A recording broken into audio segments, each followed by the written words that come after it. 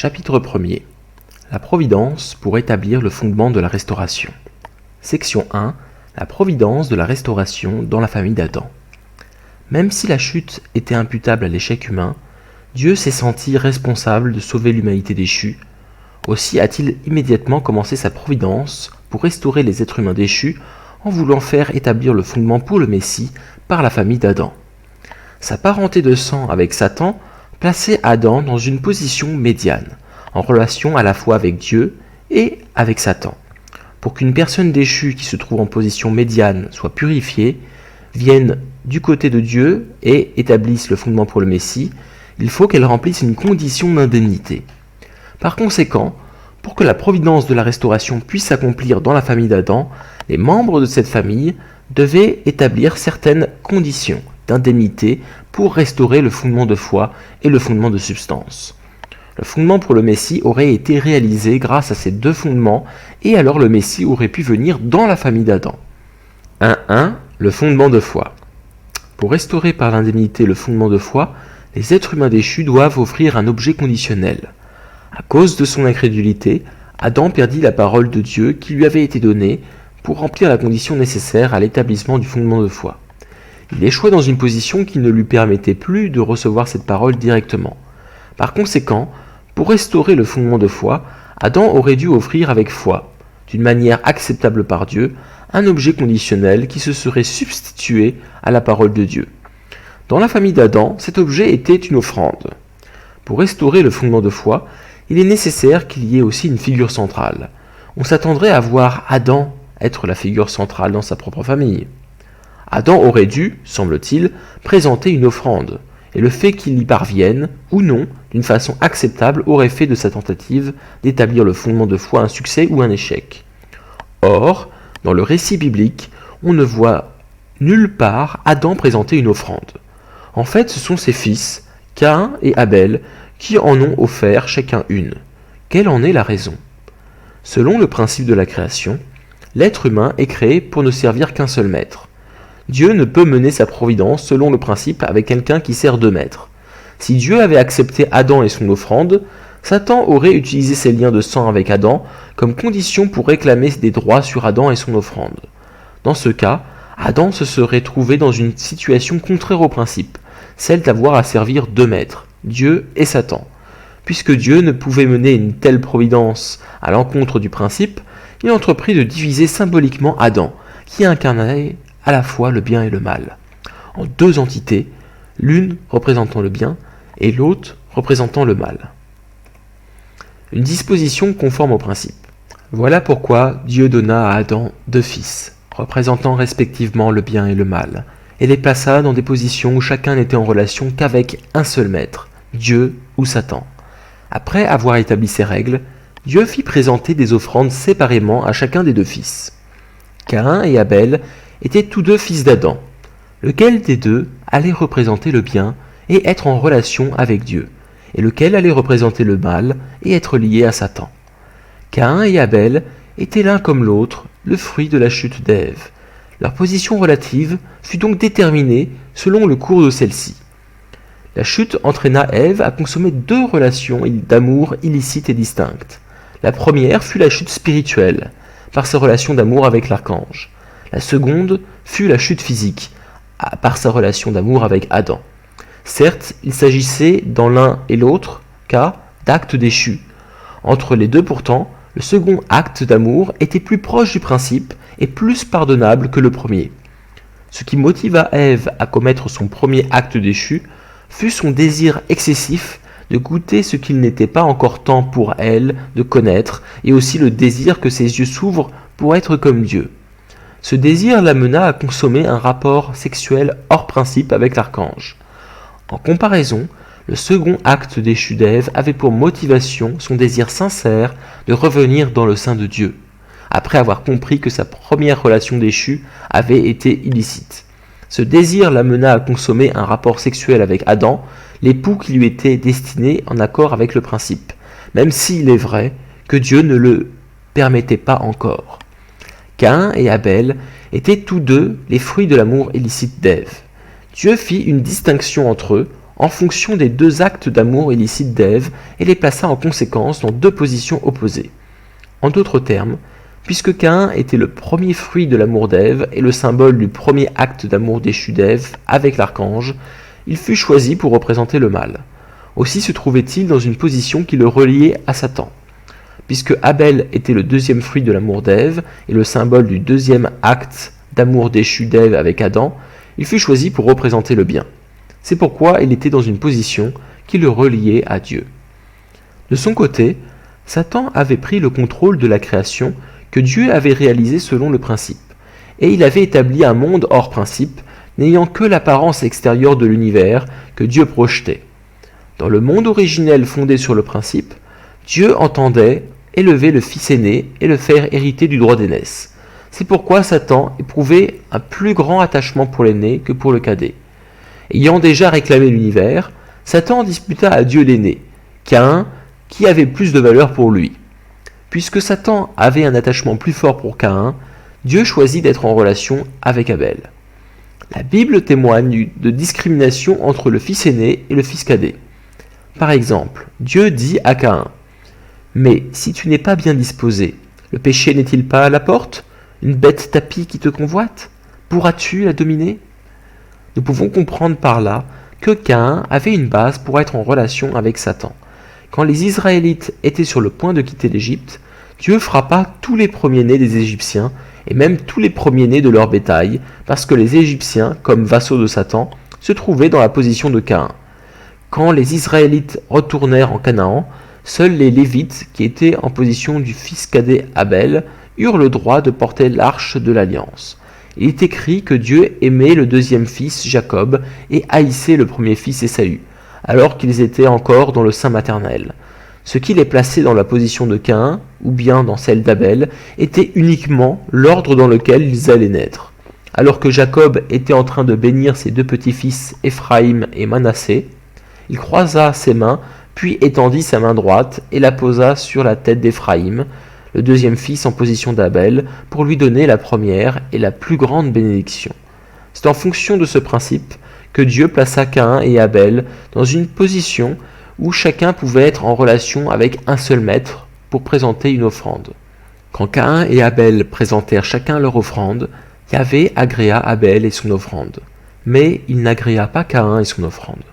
Pourquoi Dieu accepta-t-il l'offrande d'Abel, mais rejeta-t-il celle de Caïn ? Dieu agréa l'offrande d'Abel, parce que ce dernier avait une relation appropriée avec lui, et qu'il fit l'offrande d'une manière acceptable. C'est ainsi qu'Abel réussit à établir le fondement de foi dans la famille d'Adam. Il est l'illustration que toute personne déchue peut faire une offrande acceptable par Dieu, du moment qu'elle peut satisfaire aux conditions nécessaires. Ce n'est pas parce qu'il haïssait Caïn que Dieu rejeta son offrande, c'est plutôt parce que Caïn était dans une position qui le liait à Satan, ce qui donnait à ce dernier des droits sur son offrande. Aussi Dieu ne pouvait-il accepter l'offrande de Caïn, à moins que ce dernier ne fît une condition justifiant son acceptation. L'exemple de Caïn nous montre que, pour qu'une personne ayant une relation avec Satan revienne du côté de Dieu, elle doit établir la condition d'indemnité qui convient. Quelle condition d'indemnité Caïn aurait-il dû établir ? C'était la condition d'indemnité pour éliminer la nature déchue. 1. 2. Le fondement de substance. Si Caïn avait établi la condition d'indemnité pour éliminer la nature déchue, Dieu aurait accepté son offrande avec joie. Le fondement de substance aurait alors été établi dans la famille d'Adam. Comment Caïn aurait-il dû établir la condition d'indemnité pour éliminer la nature déchue ? Nos premiers ancêtres ont chuté en succombant à l'archange dont ils ont hérité la nature déchue. Pour éliminer cette nature déchue, une personne doit établir une condition d'indemnité en accord avec le principe de la restauration, prenant un cours qui inverse le processus par lequel les êtres humains l'ont contracté au départ. L'archange chuta faute d'aimer Adam. Au contraire, il l'envia de recevoir plus d'amour de Dieu que lui. Telle est la cause de la première caractéristique fondamentale de la nature déchue, avoir un point de vue différent de celui de Dieu.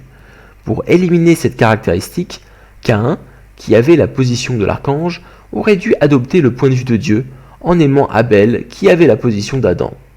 L'archange chuta faute de respecter Adam comme médiateur de Dieu et de recevoir l'amour de Dieu par son intermédiaire. Il tenta au contraire de s'emparer de la position d'Adam. Telle est la cause de la deuxième caractéristique fondamentale de la nature déchue, quitter sa position. Pour éliminer cette caractéristique, Caïn, en position d'archange, aurait dû recevoir l'amour de Dieu par l'intermédiaire d'Abel, en position d'Adam, le respectant comme médiateur de Dieu. En agissant ainsi, Caïn aurait assumé correctement sa position. L'archange chuta en dominant Ève et Adam, qui devaient être ses seigneurs légitimes. Telle est la cause de la troisième caractéristique fondamentale de la nature déchue, inverser la souveraineté. Pour éliminer cette caractéristique, Caïn, qui se tenait dans la position de l'archange, aurait dû se soumettre et obéir à Abel, qui se tenait dans la position d'Adam. En acceptant l'autorité d'Abel, Caïn aurait rétabli l'ordre de la souveraineté. Dieu dit à Adam de ne pas manger du fruit de l'arbre de la connaissance du bien et du mal. Adam aurait dû gagner Ève à cette volonté, puis Ève aurait dû à son tour la transmettre à l'archange, multipliant ainsi le bien. Or, c'est l'archange au contraire qui gagna Ève à sa volonté mauvaise, prétendant qu'il était licite de manger du fruit. Ève à son tour gagna Adam à cette volonté mauvaise et le fit chuter. Telle est la cause de la quatrième caractéristique fondamentale de la nature déchue, multiplier le mal. Pour éliminer cette caractéristique, Caïn, en position d'archange, aurait dû être réceptif aux intentions d'Abel, plus proche de Dieu, et apprendre de lui sa volonté. Ainsi, Caïn aurait établi un fondement pour multiplier le bien. De nombreuses situations de la vie humaine correspondent à la situation de Caïn et d'Abel. Quand nous regardons en nous-mêmes, nous voyons que notre fort intérieur se complaît dans la loi de Dieu. Il est dans la position d'Abel, alors que notre corps, qui sert une loi de péché, est dans la position de Caïn. Nous ne pouvons atteindre le bien que si notre corps écoute et suit notre esprit qui nous dirige vers le bien. Trop souvent, pourtant, notre corps se rebelle contre les directives de l'esprit, reproduisant d'une façon analogue le meurtre d'Abel par Caïn. C'est ainsi que le mal se développe en nous. Voilà pourquoi la vie religieuse exige que notre corps se soumette aux directives de notre esprit plus élevé, tout comme Caïn aurait dû se soumettre à Abel et le suivre. La tradition des offrandes nous montre un autre exemple. Puisque nous en sommes arrivés au point d'avoir un cœur rusé plus que tout, les choses de la création se tiennent dans la position d'Abel. Ainsi, en les offrant, nous pouvons nous présenter devant Dieu. Pour donner un nouvel exemple, la tendance universelle à chercher de bons guides et des amis vertueux vient de notre désir très profond de revenir vers Dieu à travers une personne de type Abel plus proche de Dieu. En nous unissant à elle, nous pouvons nous rapprocher de Dieu. La foi chrétienne nous demande d'être doux et humbles.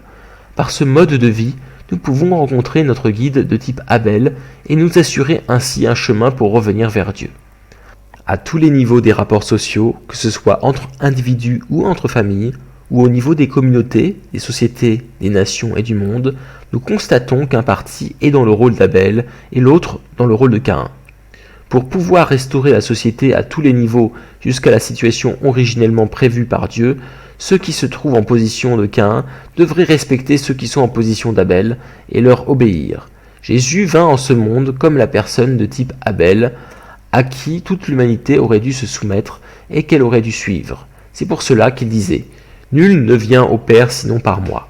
Si Caïn s'était soumis à Abel et avait posé ainsi la condition d'indemnité pour éliminer la nature déchue dans la famille d'Adam, ils auraient tous deux établi le fondement de substance. Avec le fondement de foi déjà posé, la famille d'Adam aurait établi le fondement pour le Messie. Il serait alors venu parmi eux, restaurant le fondement original des 4 positions. Au lieu de cela, Caïn tua Abel. Par le meurtre d'Abel, Caïn répéta le péché de l'archange, c'est-à-dire qu'il reproduisit le processus qui était à l'origine même des caractéristiques fondamentales de la nature déchue.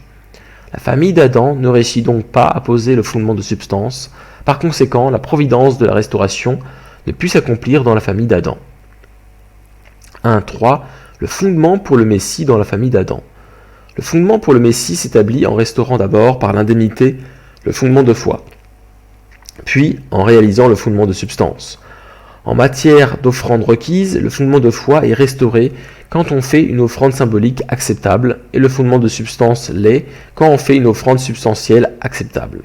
Examinons le sens et le but de l'offrande symbolique et de l'offrande substantielle. Les trois grandes bénédictions, but de Dieu pour la création, auraient dû se réaliser quand Adam et Ève, ayant parfait leur personnalité individuelle, seraient devenus mari et femme. Ils auraient donné naissance à de bons enfants, élevé une bonne famille et auraient eu la maîtrise de l'ensemble de la création. Toutefois, à cause de la chute, les trois grandes bénédictions ont été perdues. Le moyen de les restaurer est d'emprunter le chemin inverse. Nous devons d'abord établir le fondement de foi en faisant l'offrande symbolique qui établit une condition d'indemnité pour restaurer toutes les choses et pour restaurer symboliquement les êtres humains. Puis, nous devons établir le fondement de substance en faisant l'offrande substantielle qui était une condition d'indemnité pour la restauration des enfants, puis celle des parents. Sur cette base, nous pouvons établir le fondement pour recevoir le Messie. Nous pouvons considérer le sens et le but de l'offrande symbolique de deux façons. Premièrement, comme nous l'avons vu plus haut, Satan domina le monde naturel grâce à son emprise sur les êtres humains, ses maîtres légitimes. C'est pourquoi il est écrit que toute la création jusqu'à ce jour gémit en travail d'enfantement. Ainsi, un des buts de l'offrande symbolique de toutes les choses est de leur permettre de se tenir en position de partenaire objet substantiel de Dieu en tant que symbole. Le premier but de l'offrande symbolique est donc d'établir une condition d'indemnité pour ramener le monde naturel à sa relation originelle avec Dieu. Deuxièmement, ayant chuté à une position inférieure aux choses de la création, les êtres humains doivent passer par l'intermédiaire des choses pour revenir devant Dieu. Cela découle du principe de la création qui exige qu'on s'approche de Dieu par l'intermédiaire de ce qui est plus proche de lui. Le deuxième but de l'offrande symbolique est donc d'établir une condition d'indemnité pour la restauration symbolique des êtres humains. L'offrande substantielle, quant à elle, est une offrande intérieure. Selon l'ordre de la création, puisque Dieu créa d'abord toutes les choses, puis les êtres humains, l'offrande intérieure pour restaurer ces derniers ne peut se faire que sur la base d'une offrande symbolique acceptable. Après avoir accompli l'offrande symbolique, établissant une condition d'indemnité tant pour la restauration de toutes les choses que pour la restauration symbolique des êtres humains, nous devons faire l'offrande substantielle qui établit une condition d'indemnité pour la restauration totale de ces derniers. L'offrande substantielle signifie établir la condition d'indemnité pour éliminer la nature déchue. Cela est essentiel pour une vraie restauration des êtres humains. L'offrande substantielle est accomplie quand une personne en position de Caïn honore la personne en position d'Abel, le plaçant au-dessus d'elle-même comme une offrande. De cette façon, toutes deux établissent la condition d'indemnité pour leur restauration en tant qu'enfants de bonté. En même temps, cela sert de condition d'indemnité pour la restauration de leurs parents. Voilà comment l'offrande substantielle peut répondre aux attentes de Dieu. Que signifie donc la condition d'indemnité pour la restauration des parents ? Afin d'établir le fondement pour le Messie dans la famille d'Adam, celui-ci aurait dû lui-même poser le fondement de foi en faisant l'offrande symbolique. Toutefois, nous l'avons vu, Adam ne pouvait pas faire l'offrande. S'il l'avait tenté, les deux maîtres d'Adam, Dieu et Satan, l'auraient tous deux revendiqué, ce qui aurait été une situation hors principe. Il faut ajouter une autre raison ayant trait aux sentiments et au cœur. Adam était le pécheur qui avait plongé le cœur de Dieu dans une douleur et une affliction qui allait durer des milliers d'années. Il n'était pas digne d'être l'élu du cœur de Dieu avec lequel Dieu pourrait œuvrer directement pour amener la providence de la restauration. Par conséquent, Dieu choisit à sa place Abel, le deuxième fils d'Adam, et il lui fit présenter l'offrande symbolique.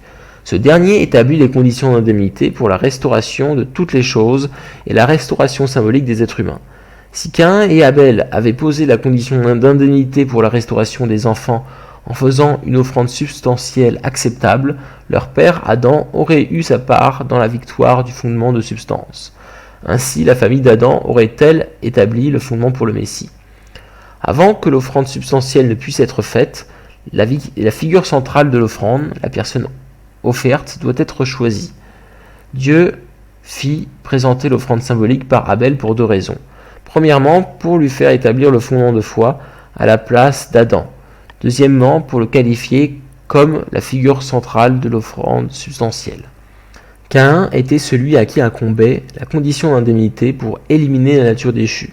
Cependant, sa réussite aurait été également celle de toute la famille d'Adam. Comment était-ce possible? Cela peut être comparé à la situation de nos premiers ancêtres, qui auraient pu aider Dieu à accomplir toute sa volonté s'ils avaient obéi à sa parole. Songeons aussi à la situation des Juifs à l'époque de Jésus, qui auraient pu aider Jésus à accomplir sa volonté d'apporter le salut complet à l'humanité, s'ils avaient cru en lui. Si Caïn s'était soumis à Abel et avait posé la condition d'indemnité pour éliminer la nature déchue, les deux enfants auraient été considérés comme l'ayant établi ensemble. Caïn et Abel étaient la descendance d'Adam, l'incarnation du bien et du mal. S'ils s'étaient libérés des chaînes de Satan en établissant la condition d'indemnité pour éliminer la nature déchue, alors leur père Adam aurait aussi été séparé de Satan et se serait tenu sur le fondement de substance. Ainsi, le fondement pour le Messie aurait été posé par l'ensemble de la famille. En bref, si Caïn et Abel avaient réussi à faire les offrandes symboliques et substantielles, la condition d'indemnité pour la restauration des parents aurait été accomplie. En présentant son offrande d'une façon acceptable par Dieu, Abel établit la condition d'indemnité pour restaurer le fondement de foi d'Adam et assura fermement sa position de figure centrale pour l'offrande substantielle. Toutefois, quand Caïn assassina Abel, ils répétèrent la chute au cours de laquelle l'archange avait tué Ève, spirituellement. Il est donc évident qu'ils ne posèrent pas la condition d'indemnité pour éliminer la nature déchue et échouèrent dans l'offrande substantielle. Ainsi, ni le fondement de substance, ni le fondement pour le Messie ne purent être établis. La providence de la restauration dans la famille d'Adam fut réduite à néant. 1.4. Quelques leçons tirées de la famille d'Adam. L'échec de la providence de la restauration dans la famille d'Adam nous enseigne quelque chose sur la prédestination conditionnelle de Dieu pour l'accomplissement de sa volonté, et sur son respect absolu de la part de responsabilité humaine.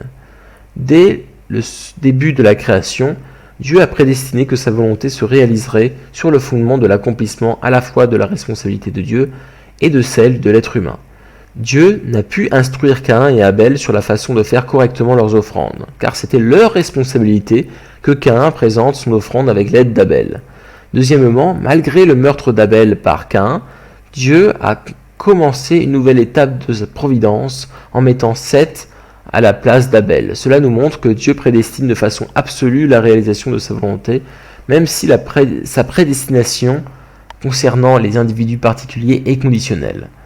Dieu avait prévu qu'Abel réussirait comme figure centrale de l'offrande substantielle, à condition qu'il remplisse sa part de responsabilité. C'est pourquoi quand Abel ne put assumer sa responsabilité, Dieu choisit Seth à sa place et poursuivit ses efforts pour accomplir sa volonté qui doit se réaliser absolument. Troisièmement, par les offrandes de Caïn et d'Abel, Dieu nous enseigne que les êtres humains déchus doivent constamment chercher une personne de type Abel. Le fait de l'honorer, de lui obéir et de le suivre nous permet d'accomplir la volonté de Dieu, même sans en comprendre tous les aspects. La providence que Dieu chercha à mener à bien dans la famille d'Adam s'est répétée à de nombreuses reprises à cause du manque de foi des êtres humains. En conséquence, ce cours demeure le cours d'indemnité que nous devons aussi suivre nous-mêmes. La providence de la restauration dans la famille d'Adam est donc riche d'enseignements valables pour notre vie de foi.